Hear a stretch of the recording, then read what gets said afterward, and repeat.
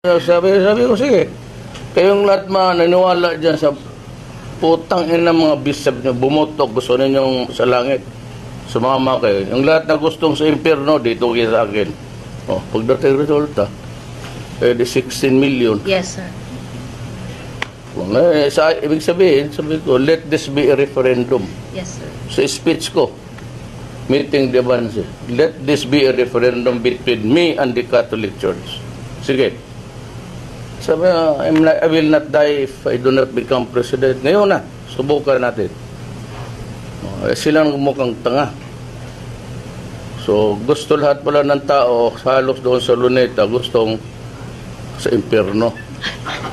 Sama kami sa inyo, sir. Oo, doon na Yes, sir. tayo. Kaya sabi ng bishops, kanya man dalong langit, ang mga putang ina, may mga kabit rin.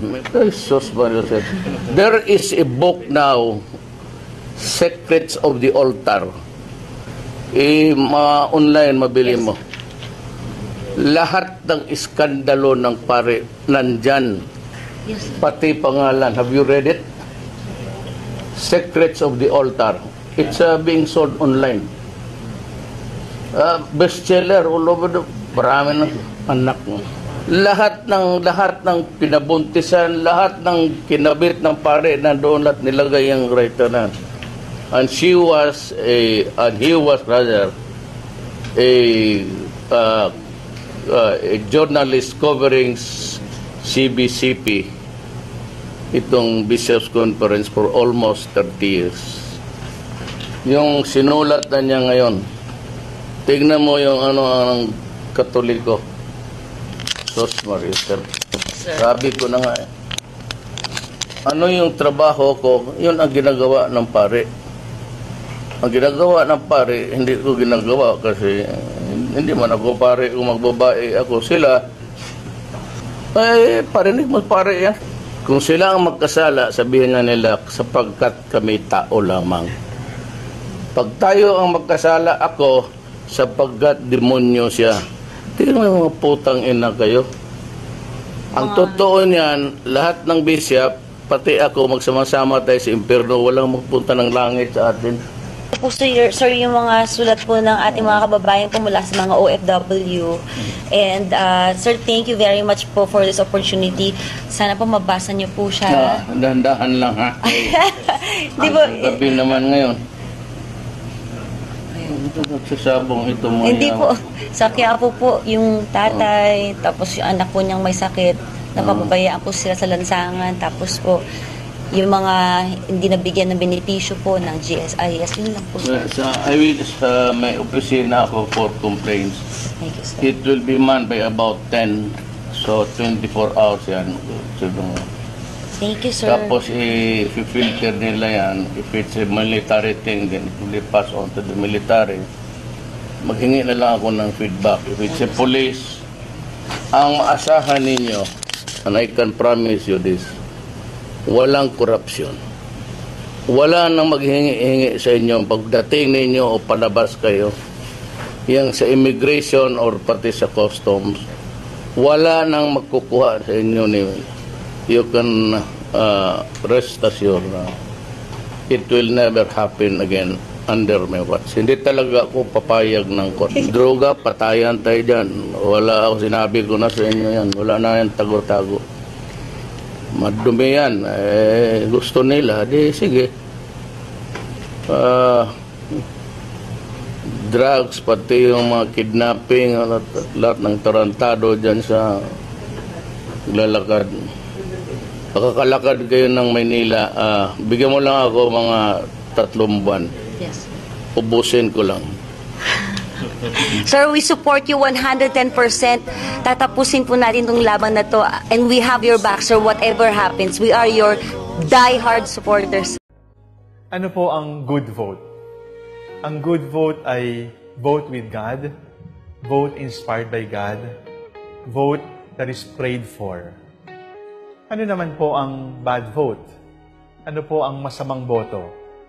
Gamitin po natin ang ating pamantayang Kristiyano para malaman ano ang masamang boto, ano ang boto na hindi natin dapat gawin. Una, ang pagboto sa isang taong hindi kumikilala sa Diyos, nilalapastangan ng Diyos, inaalimura ang Diyos, pinagtatawanan ang karangalan ng Diyos, ito po ay masamang boto. Pangalawa, ang pagboto po sa isang taong marumi ang bibig, madaling magmura, marumi ang bibig, madulas mangako. Mga kapatid, ito po ay masamang boto. Sapagkat kung marumi ang bibig, marahil ay marumi rin ang kalooban. At kung marumi ang kalooban, paano ang pamumuno? Huwag po ninyong iboboto ang isang taong gumagamit sa kanyang relihiyon. Maaari tayong bumoto ng hindi Katoliko. Maaaring bumoto ng hindi naniniwala sa pananampalatayang Kristiyano. Pero tanungin po natin, paano mo isinasabuhay ang iyong relihiyon? Ang pagboto sa isang taong lumalapastangan sa magulang, walang galang sa matanda, walang galang sa mga nakakataas sa atin, ito po ay masamang boto. Honor your father and your mother, let us honor our elders. Pag tayo po ay bumoto sa isang mamamatay tao, masamang boto po yun. Hindi lamang pumapatay ng tao na katulad natin, kundi pumapatay ng sanggol sa sinapupunan, pumapatay ng kriminal, pumapatay, ang lahat po ng ito ay masamang boto.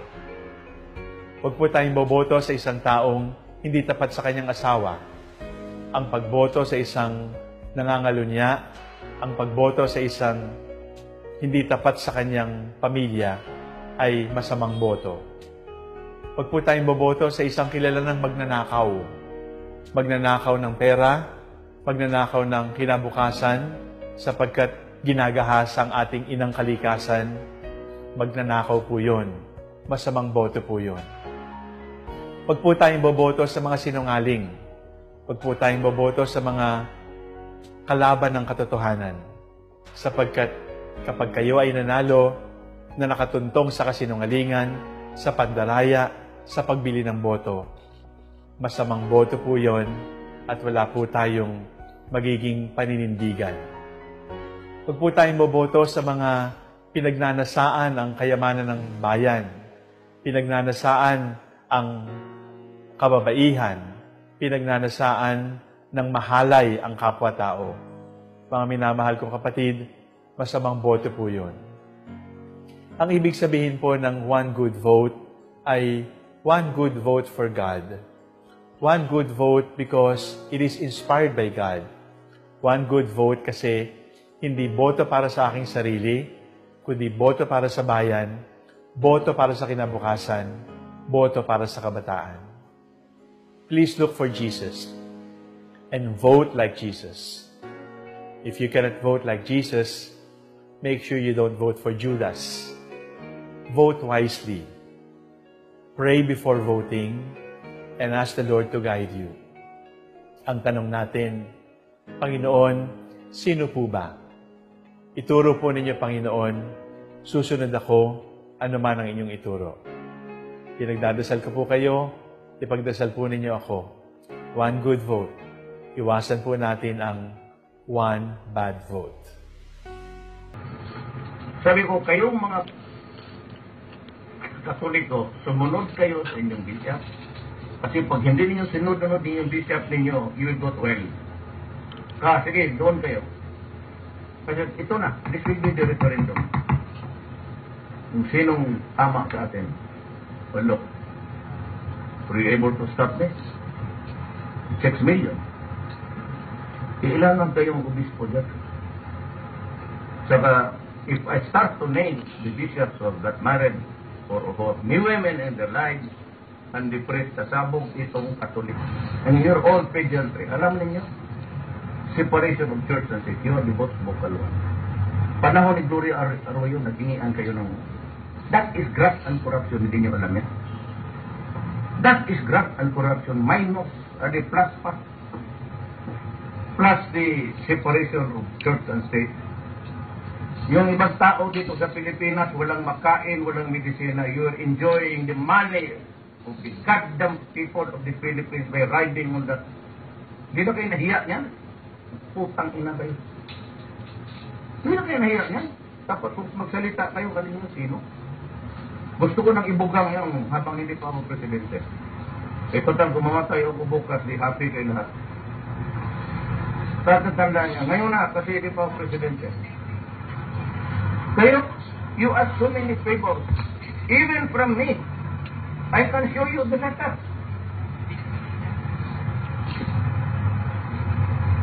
Ganun rin ang Gabriela, the same.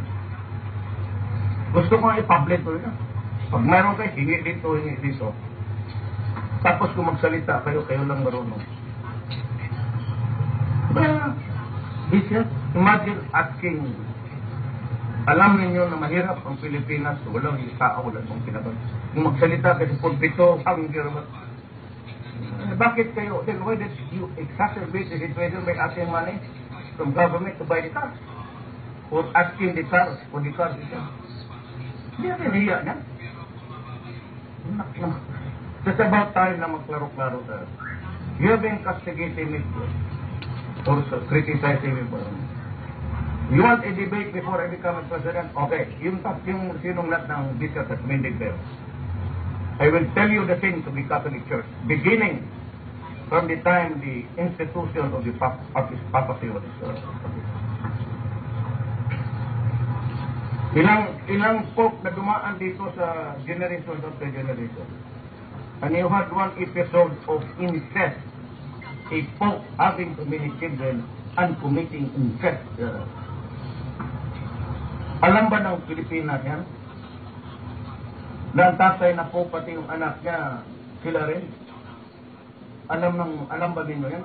Kininto ba ninyo yan sa taong Pilipino? About time. Tagal ko nang gustong ibuga to. Nakakain na ako ng durian. Alasing ako. This is a very intoxicating food. Gusto ko na talaga rin bumuga ngayon na para yung hindi pa ako presidente. Siguro, pag presidente na ako, then I should be more circumspect. But for as long as I am not president and I can die tomorrow for all I care, hindi ako na, when my time comes, it will come. Baski anong gawin ko. Pero sumobra kayo. Kayo rin ang naghingi nito eh. Kayo rin ang naghingi nito. Meron pa kayong pinagawa sa akin. Pinilit ninyo isang space dyan sa subdivision.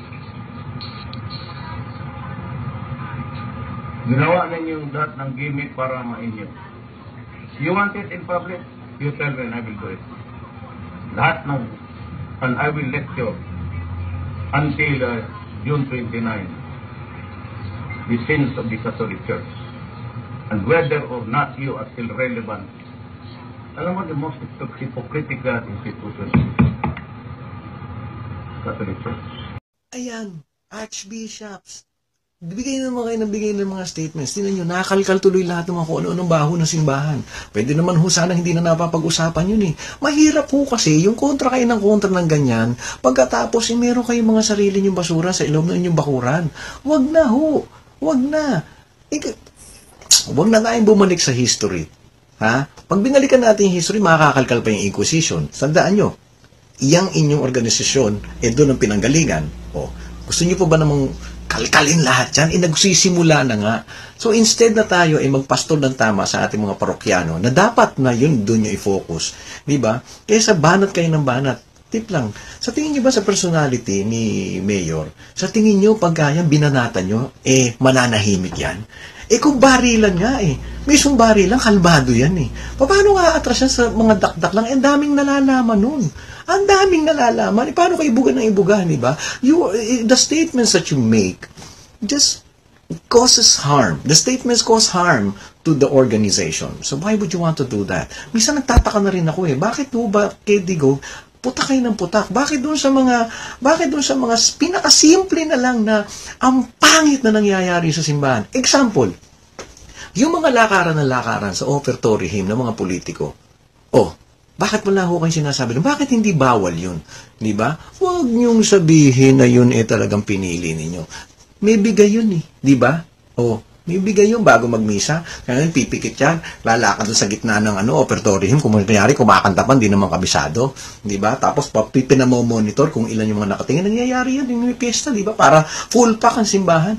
Bakit ho doon wala kayong sinasabi? Inukno ka ng pangit at nukno ka ng pagiging hipokrita yung ganong uri ng practice. Bakit? Focus kayo na nakapokus dito sa presidente, na darating natin presidente, na ang gusto nga gawin ay dinisin yung gobyerno. Di ba dapat pinapalakpakan natin siya? Bakit tayo nagagalit? Hindi pa nga nauupo eh. Ang dami nyo ng putak. Kita nyo tuloy, pati yung pajero nyo nakakalkat. Ngayon magpapaliwanag kayo. Di ba? Nagkakaroon patuloy ng mga nabubungkal na issue na papaliwanag ninyo. Alam naman nating marami yan eh. Alam na po natin yan. Sus Mariosep naman.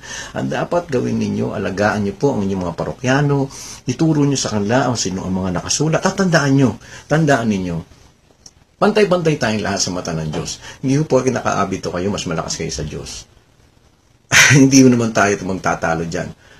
Tandaan ninyo, nung si Kristo po ay nakapako at may dalawang magnanakaw sa kanyang tabi, at sinabi nung isa siya ay naniniwala.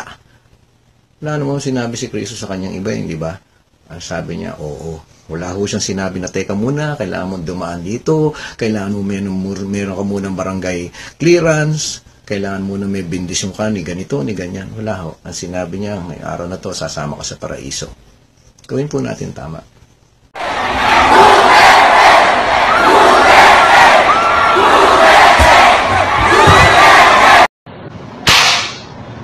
Magandang araw mga kababayan ko, mga Pilipino mula Luzon, Visayas, Mindanao at sa buong mundo.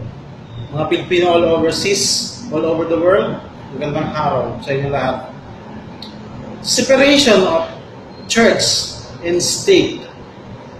Malinaw po na sinasabi na dapat hiwalay ang simbahan sa estado.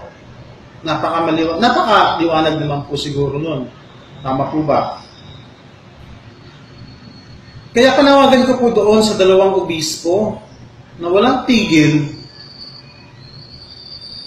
sa kakaputaktik sa mahal naming presidente. Hindi pa nga nakaupo sa palasyo, hindi pa nga upo doon sa upuan ng Malacanang. Eto itong dalawang obispo na ito, halatang halata na namumuliti ka, manahimik kayo. Sa kakaganyan nyo sa aming presidente, mas lalo nyong dinidiin ang simbahang Katoliko at kinakaladkad nyo sa kahihiyan. Alam mo, pinanganak akong Katoliko, kinagisnan kong Katoliko, nanay, tatay ko. Pero hindi, ibig sabihin nun na sangayon ako sa pinaggagawa niyong dalawang obispo kayo. O pwede bang tulungan niyo na lang yung mayor natin o presidente natin? Di ba pwede yun? Total, wala na namang nagawa ang simbahan eh. Sa kahirapan ng mga Pilipino, walang nagawa ang simbahan. May mga drugs, napigilan ba ng simbahan? Hindi rin. Sa malinaw na ang simbahan walang nagawa para sa bayan, walang nagawa para sa bansa. Kaya sana naman tantanan nyo, mga obispo kayo, huwag nyong idaan sa pagsusuot nyo ng abito. Na feeling nyo, pag sinuot nyo yung abito nyo, ang banal-banal nyo. Pwede ba? Nakakabwisit na. Kaming mga Pilipino ang naghalal kay Presidente Duterte. Wala ni sino man sa inyo na para lait-laitin yung kanyang pamumuno. Kung meron mang mas nakakaalam sa kabutihan at ikagaganda ng bansang Pilipinas, walang iba yon kundi si Presidente Duterte. Hindi kayo. Lalo ka na Oscar. Lalo-lalo na yung mga obispo na tumatanggap ng mga Montero at Pajero, ang kakapal ng mga mukha ninyo. Yan ang atupagin ninyo. Yung mga pari na nanggagahasa ng mga kabataan, yan ang atupagin ninyo. Mas lalo niyang kinakaladkad ang simbahan dyan sa ginagawa ninyo yan. Nakakawala ng respeto. This is not the battle between the church and the president, presumptive president. This is not the battle between the religion. Paninindigan ko ito. Ang battle na ito ay para sa mga Pilipino. Taong bayan. Naiipit ang taong bayan eh. Walang ibang nakakaalam kung anong ikabubuti ng ating bansa maliban sa ating presidente. Kaya kayong dalawa, manahimik kayo kung wala rin lang kayong maitutulong. Total wala rin namang nagagawa ang simbahan, di ba? Halatang halata na walang nagagawang simbahan. Sa mga patayan sa labas, mga babaeng nire-rape, may nagawa ba? Wala.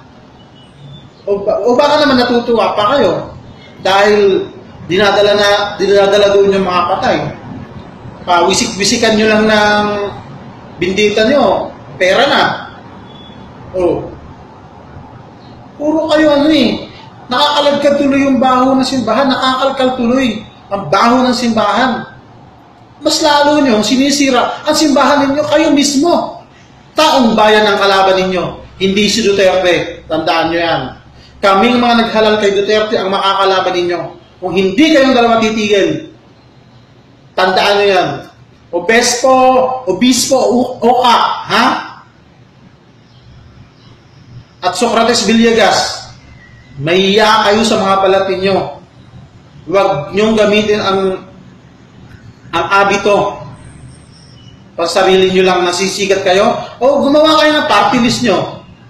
Kung gusto nyo sa politika, para mapasama kayo doon sa kongreso. Saka kayo magtatatalak doon. Pambihira kayo mga obispo kayo, nakakawalang galang na ha. Nakakawalang galang na. Hindi maganda, araw-araw kayo ang napapanood ko sa TV. Kala nyo kung sino kayong mga malilinis? Akala nyo kung sino kayong mga magagaling? Bakit? Wala din naman kayong naggawa eh.